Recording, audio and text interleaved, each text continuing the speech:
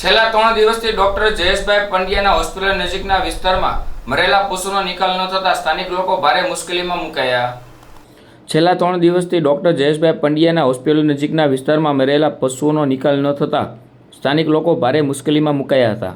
મહાનગરપાલિકાના કોન્ટ્રાક્ટરોને વારંવાર સંપર્ક કરવા છતાં હડતાલનો બહાનો આપી જવાબદારીથી પીછેહટ કરવામાં આવી રહી હતી. આ ગંભીર પરિસ્થિતિના જાણ થતાં જ નગરસેવક ભાવિકભાઈ મણિયર તાત્કાલિક હરકતમાં આવ્યા.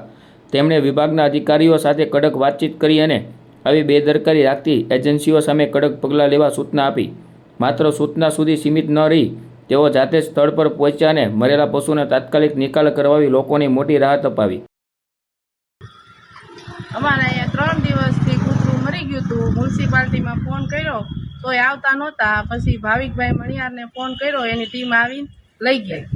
એનો ખૂબ ખૂબ આભાર. મ્યુનિસિપાલિટીવાળાએ તો અમને ના જ પાડી કે અમારી હડતાળ ઉપર છે. ભાવિકભાઈ પોતે આવ્યા હતા, પોતે આવીને એની ટીમને આવીને લઈ ગયા. ભાવિકભાઈ મણિયાર કોણ છે? અહીંયા કોર્પોરેટર નગરસેવક. ભલે.